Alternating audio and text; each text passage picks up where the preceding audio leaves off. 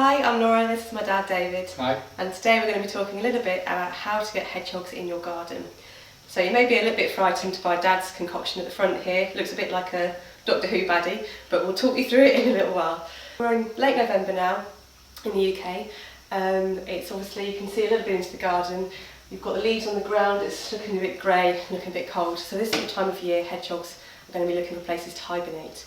They hibernate between November and March.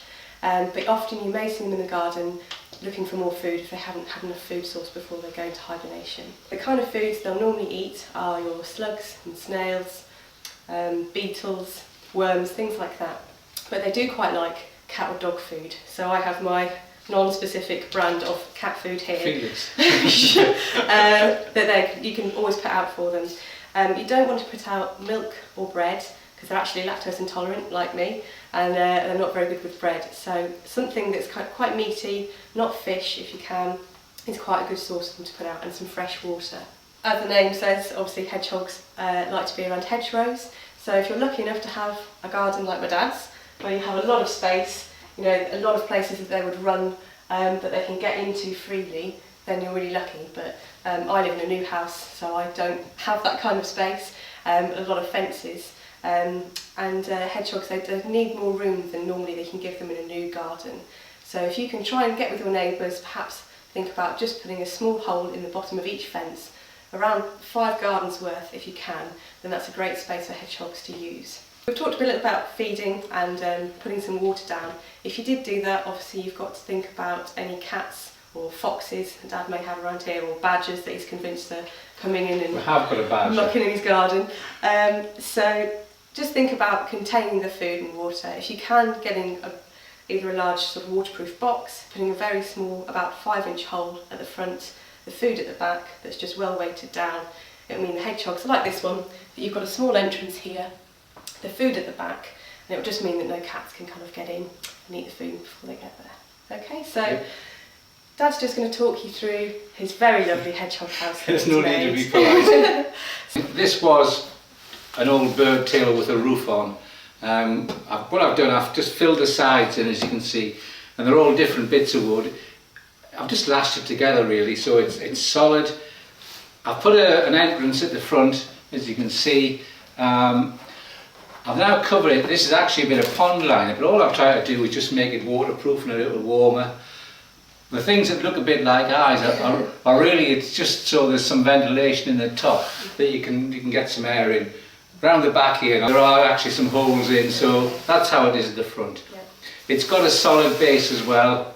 And it keeps it off the ground, so obviously it wants to be as warm as it can be inside, so obviously we'll be putting bedding in, but if it's off the ground, it means that the hedgehogs are going to be more likely to use it. And I've just put I think it's about 10 inches or so, maybe a bit less than that, just of a runway for the hedgehogs to get in, and hopefully that nothing else can get in. Yeah. So it means that they'll feel a lot more protected for using it, and you've got a high chance of them kind of using your space.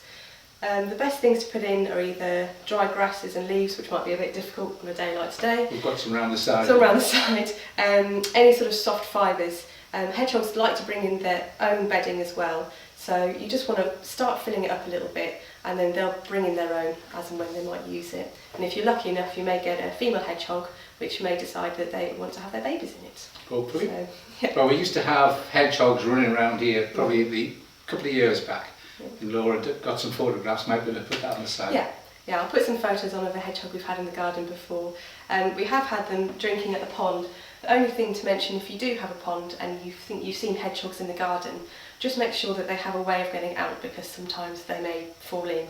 So just have an edge somewhere that's more of a gradual slope that they can get out from again, just in case. Or leave some water out. So they don't try and go for a swim. We'll sort of show you some good places, obviously as the name suggests, somewhere near hedges, around the sides of your sort of parameters of your garden would be best, but we'll go outside and show you a few bits. Take the TARDIS out. Yeah. Right. Okay. I'll tell you what, I'll back it up by that tree a little bit. Yep. There's plenty of leaves, put a few leaves inside. Yeah, so the best thing to do, put a few leaves in, and any sort of dried debris that we might have. I was hoping I might see a hedgehog. I have had a look round here earlier on. Yeah. And I heard something a while back. They do. They make sort of snorty noises, don't they? So they've been known to purr and snort and snuffle. Only got my backside. Right, there you go. I'm not sure I can get out. There. Okay. How's that? Yeah. So we'll just get some cat food and some water. Yep. I can't see you right in the video anymore. So bend down. Right, we'll just get some cat food and some water. Yep. So they're well fed and watered. Drop a white wine and they'll be off for Christmas.